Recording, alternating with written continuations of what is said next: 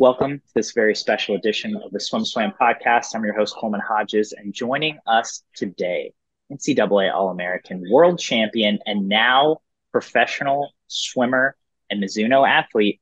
We're sitting down with Longhorn Carson Foster. Carson, how's it going, man? Everything's going great. Exciting time, and I'm excited for this next chapter in my career. So thank you guys for having me on.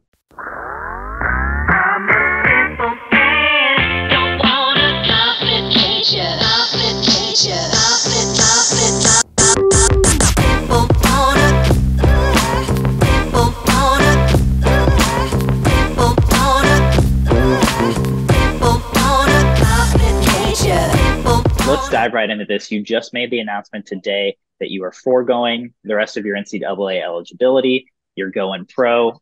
What does this mean for you, and what made this the right decision for you at this point in your swimming career? Yeah, there was a lot of things that made this decision pretty easy, but also a lot of things that made it really hard. And it was something I kind of wrestled with for most of the year, kind of going back and forth, weighing the pros and cons, having a lot of conversations, a lot of hard conversations, and a lot of just reflecting on what I felt was best for me and what's going to set me up best leading into next year, which is obviously an important year. And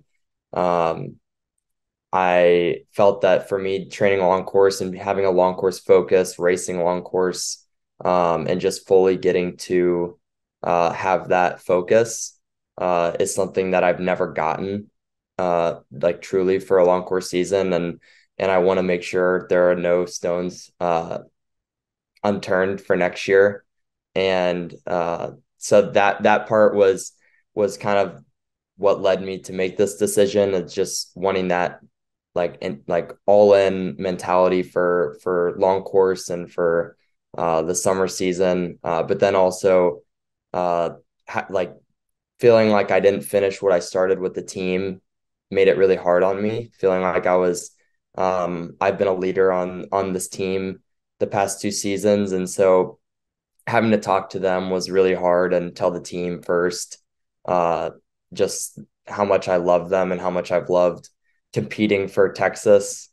And also the conversation with the coaches. Those were two very hard conversations for me to have, but it just, those honestly, walking away from those conversations just showed me how incredible this program is and how it truly is like a family. Because I had those thoughts of like, oh, how is this going to go?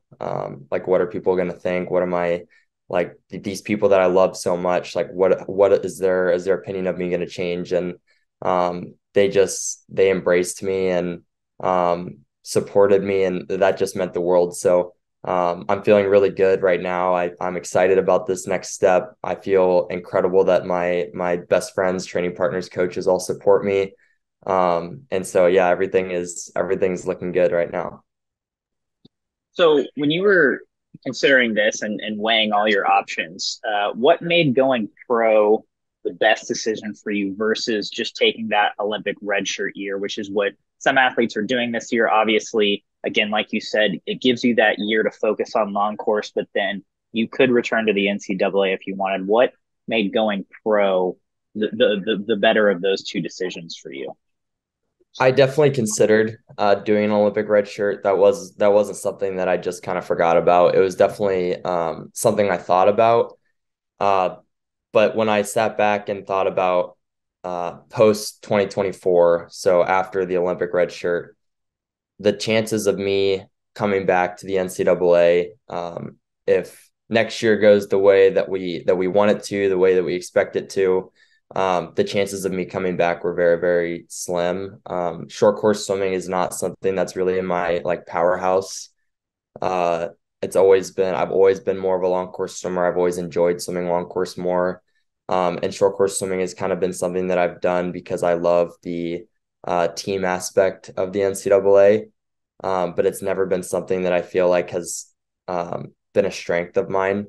And so I felt like after next year, the possibility of me coming back, for a fifth year for to finish out my fourth year of eligibility was very slim, and so that led me to the decision to just um, give back my scholarship to the team, let them reinvest that into someone else, and just fully go pro and support the team and help recruit still as a professional.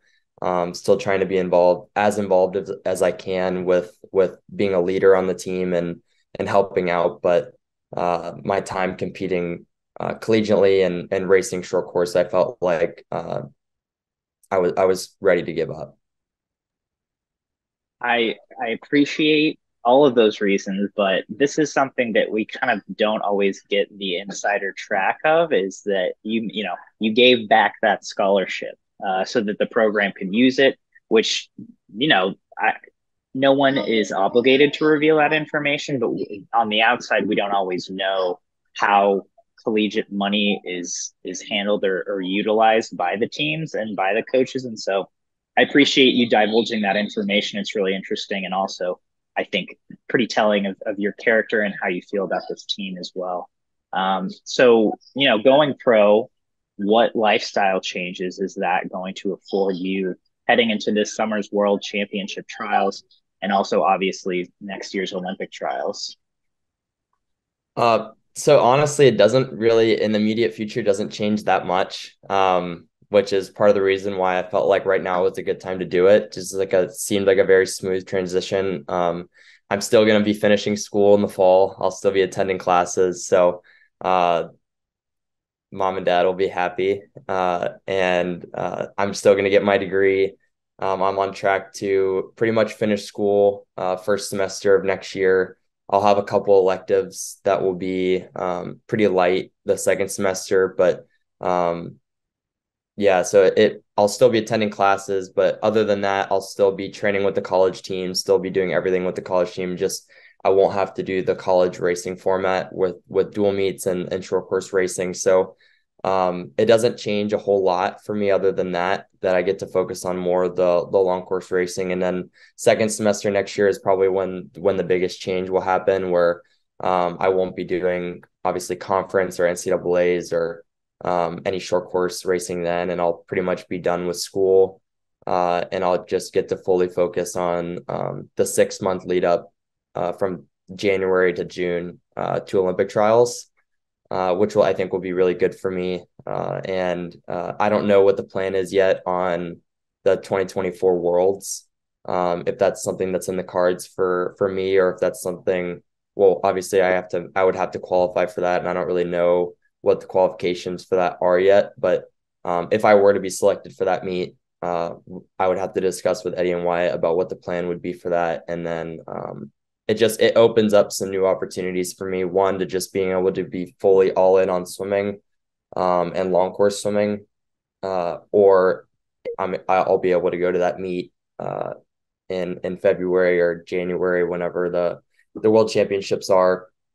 So yeah, it doesn't change too much in the immediate future besides me just fully getting to get excited for long course swimming and Olympic trials and world trials and those types of meets. You're doing a better job of doing my job than I am right now. You're bringing up all these great points. The 2024 World Championships. Every time someone says that, I'm like, that's not right. You're messing up the year. And I'm like, oh no, wait, that is right. We have a World Championships in, as you said, early February in 2024. It's going to be weird. It's about 6 months before the Olympics. Initially, just like right now, you just turned pro. Obviously, you don't even know what the qualifications are or if you're gonna make that team, and then you would discuss it with your coaches, as you said. But right now, having just made this decision, how do you feel about, if you are selected for that meet, going and competing at a World Championships that close to an Olympic Games? I want to go. If it was up to me, I'm all in. I want to go. Anytime I get to represent the U.S. internationally, I'm gonna take that opportunity as long as the coaches, I have the coaches' approval. But I mean, representing the U.S. is something that, like, when COVID happened and then missing the Olympic team, it was a couple years for me that I didn't get that opportunity, and I think that kind of opened my eyes to every single trip that I make that I can represent the US I want to take.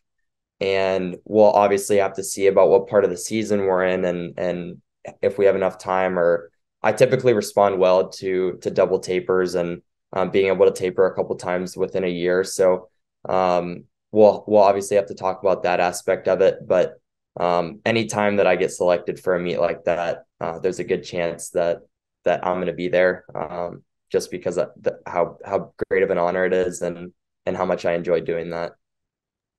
I mean, and that gives some great context to your last year and a half or so representing the USA. You've gone to two short course world championships, you've gone to one long course world championships.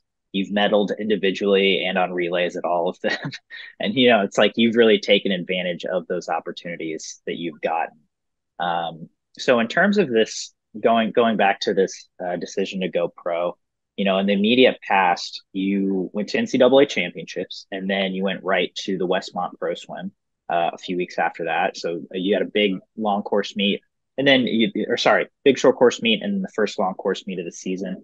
What was the time? Can you take us through those two meets and kind of how you felt about each of the performances there, as well as did either of those impact this decision to go pro, or did you already have that made kind of going into NCs? Yes. So I'll start with that. This is something that I've kind of, like I said earlier, it's something that I've thought about pretty much. I knew it was a possibility the entire season. So first semester was kind of hard because I was kind of going through it with, is this my last like dual meet season? Is this my last season with the team? Am I coming back next year? And then around January is when I decided that this was going to be my last NCAA season. So I knew going into NCAAs that this was going to be my final NCAAs, and moving on to NCs, obviously that was not a great meet for me. And so that was hard. And I think a couple of things went into that. I think I was putting a little bit extra pressure on myself. Like, this is my last one. I want to get all my goals that I've ever had for short course.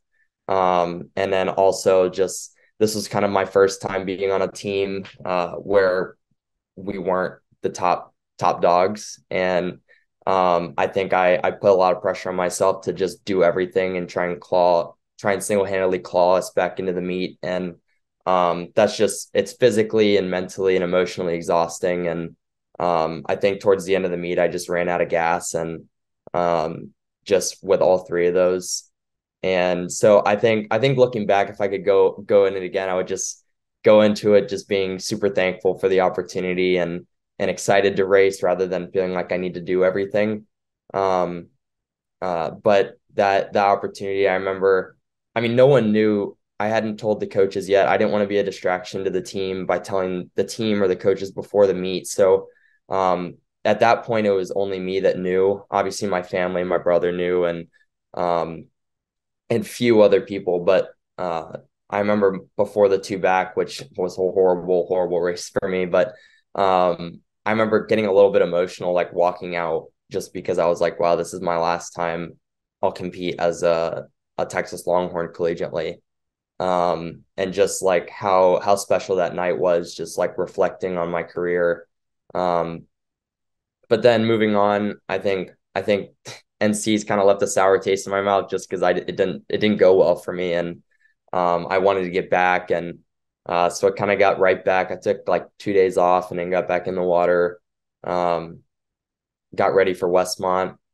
We started training again, so Westmont was obviously, like, it was 2 weeks after, so like we're not gonna go all the way back up, but I got as far up as I could in that 2 weeks, and then came back down. Got to go to the junior team camp and hang out with them for a little bit, which was a lot of fun. And Westmont went really well for me, and it was just kind of like affirmation that this is the right decision for me. Just how much more confident and excited about long course racing I am, and how much more comfortable I am, and just pretty much every strength of mine translates better long course than short course.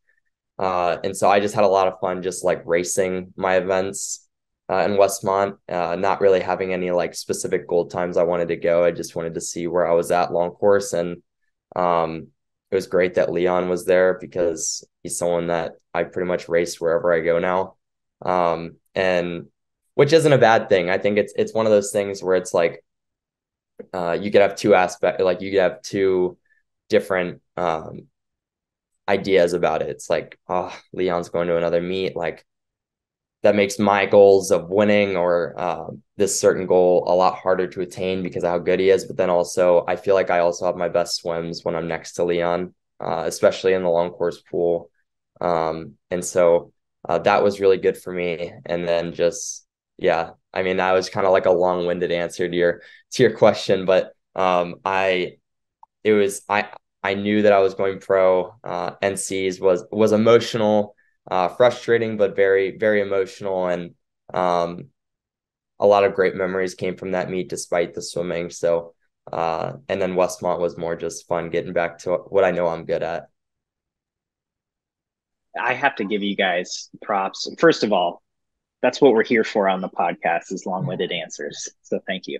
Second of all, I mean, I got to give you guys props. I mean, as you said, it was the first time in a long time Texas was not, in the hunt, in the immediate hunt for a team title. A lot of people, thought you guys were going to completely drop out of the top four. Coming into the meet, you guys were seeded to score like 100 and something points. And your whole team, led by you, just wrecked it, in terms of where you guys were seated. You ended up getting third, which I think a lot of people did not expect you guys to. And so it's like you guys were scrappy, you were tough, you fought the whole meet. And like you said, that's knowing it's your last NCAAs, but not having your team know sounds like a burden. It sounds like it can weigh on you a lot. And so, I mean, you went a best time in the 200 IM, right? You were 139 for the first time ever. There were definitely some good swims in there for me. I had a good split the first night and the two free. My 50 back was about as good as it's ever gonna get. And then my 2 IM was the best time. I felt like I could have been fast. I mean, I'm always thinking I could be faster than what I go, though, especially short course, because I go my long course times and I'm like, oh, I can just go this time short course, but they're two different sports at this point. But my 4 IM prelim was really good. And then it just kind of like one, it's not easy to swim fast 4 IM when the guy next to you is going like 328. That I will say that's not the easiest thing to do. That's something we talked about too, is like he sucked the wind out of that stadium or out of that building with that swim. Yeah. Is that fair to say?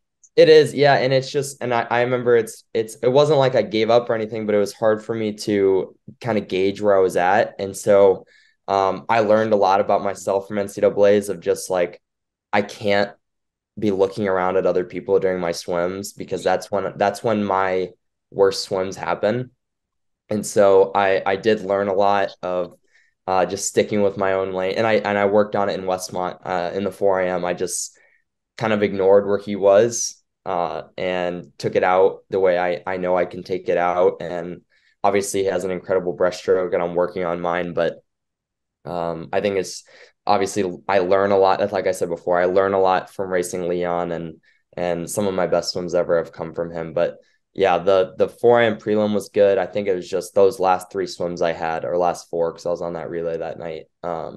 Just all the emotions and physical exhaustion just kind of caught up to me. Yeah.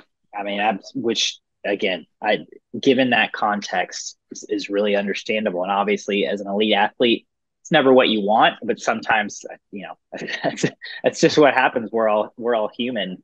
Even the best swimmers in the world. I was just talking to a team the other day, and like, I mean, that's the biggest thing I've learned as a reporter and as someone who studies this sport. It's like elite athletes are just people who happen to swim really fast. That's right. They're not robots. Which is it seems pretty obvious, but sometimes I feel like, especially the media and the fans, we kind of take fast performance or just elite performance for granted. So, so you're a pro now. You get to start your pro career with another exciting announcement, which is you are re-signing with Mizuno. Can you tell us the details of this deal, or as much as you can divulge, and just what it means to kick your pro career off, knowing that you've got the support of what may be the best suit on the market behind you? Definitely the best suit on the market. It it I'm so thankful that they have their like the belief in me. I've been wearing their stuff since I was 15 years old, since I made my first Team USA trip, Junior Worlds in 2017. And then I've never turned back. I've never worn another suit in a race. And so it's pretty special that I get to continue to represent them, and they're a brand that is innovative. It's coming out with a lot of new stuff, and it's cool to be with a brand that has not only like your swim apparel, like my suits, my caps, my goggles, everything, training, but then they also have this incredible line of sportswear where I get like cool sweatshirts like this, and it's just I'm so thankful. I love the people I get to work with too. I've really built up good relationships um, with the people who take care of me in and out of the water. And I've really built up. It's almost like a friendship at this point where they're checking in on me even when like besides just being like, hey, like we're gonna send you this. They're just texting me like seeing how I'm doing in the water at school. So I've loved every second of getting to represent Mizuno the past year and a half, and the goal throughout this entire process was to stay with Mizuno. That I knew that that's where I wanted to be. I knew that's where I'm most comfortable, and I want to be in the best suit, and so that was a big priority for me, and I'm very much looking forward to these next 5.5 years. 5.5 years. You're re-signed to 2028, which is exciting for us. I'm obviously it's exciting for you and Mizuno. So we'll be seeing a lot of you in the pool, which is really cool.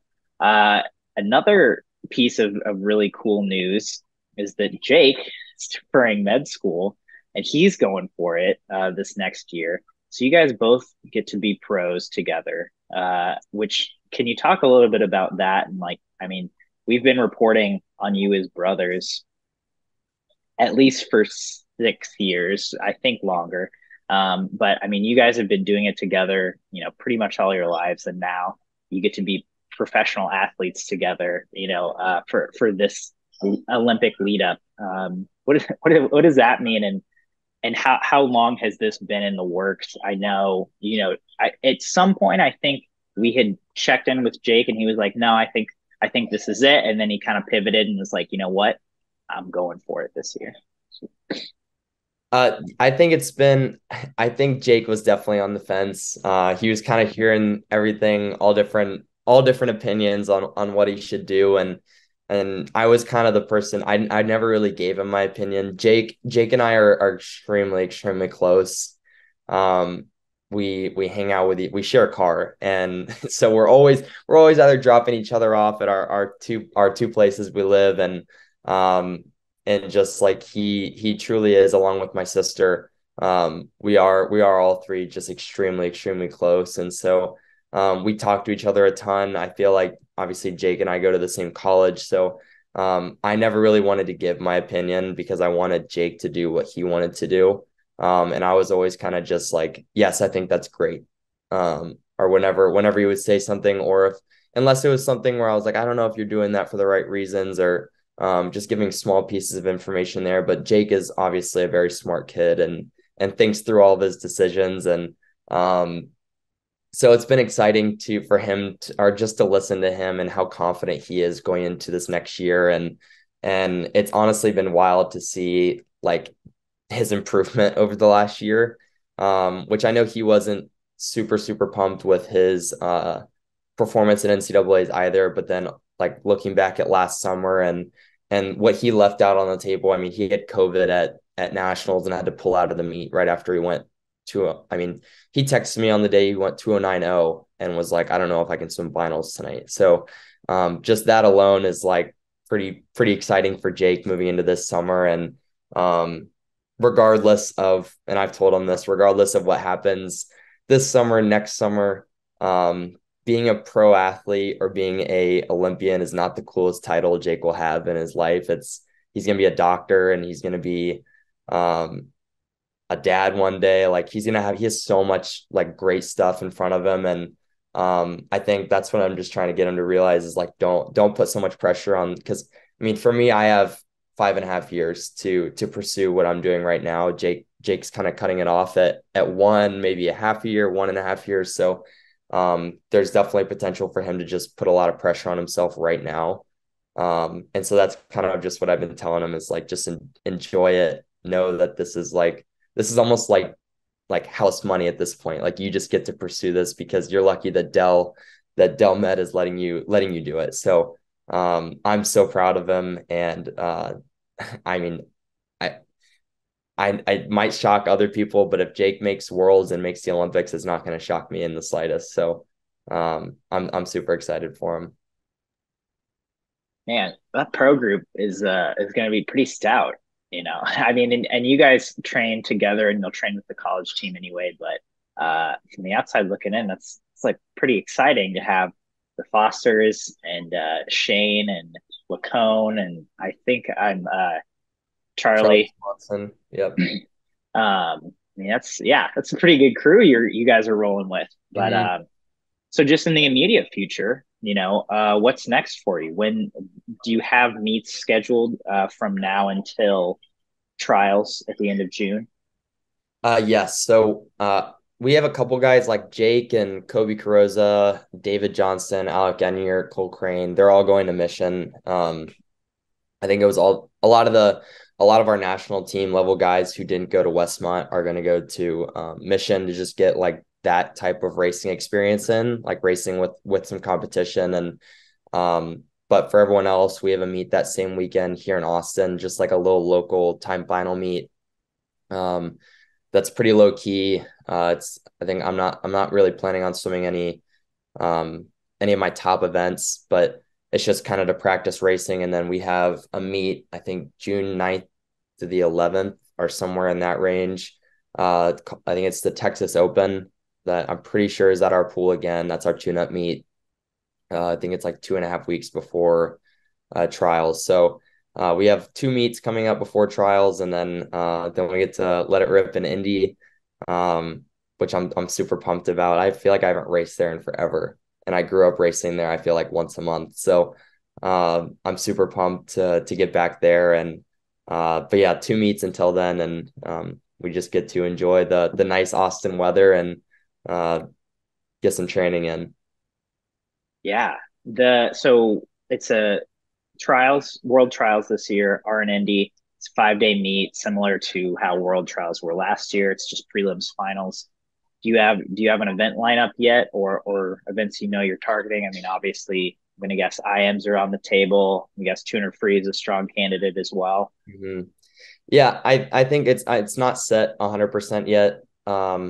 I'll probably be over entered if I had to guess when the meet starts, but obviously I'm gonna swim the IMs, the 200 free. I mean, I want to be on that relay, and then I'm probably gonna enter the two back, but I got to figure out how that's gonna work with the two free conflict. Um, Probably enter the four free, even though it's on the same day at Worlds as the 4 IM. So not sure if I'll swim that at trials, but I'll probably enter it. And then two fly is an event that I'm really excited about right now. It's a lot of fun for me to train for just because it's kind of new. Um, and so I'll be entered in that as well. So we'll make all the decisions about what I'll actually swim probably after my tune-up meet. But I don't want to stretch myself too thin because obviously I want to qualify in everything I swim at the meet. But I'll definitely have a better idea about what I'm swimming closer to the meet. But I feel pretty confident about the events that I'm targeting. Well, Carson, it's great talking to you as always. Congrats on big announcement, on a couple big announcements, and obviously we are excited to see your pro career blossom from this moment forward. Anything we missed? Any parting thoughts before we sign off? No, I think that was everything, and thank you guys for letting me share this news with the swimming community, and yeah, I'm just really excited.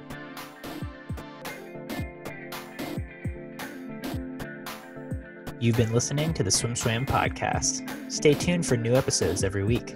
You can take Swim Swam Podcast on the go by subscribing on your favorite podcast platform. Look for links in the description below, and be sure to subscribe to our YouTube channel for more videos as well.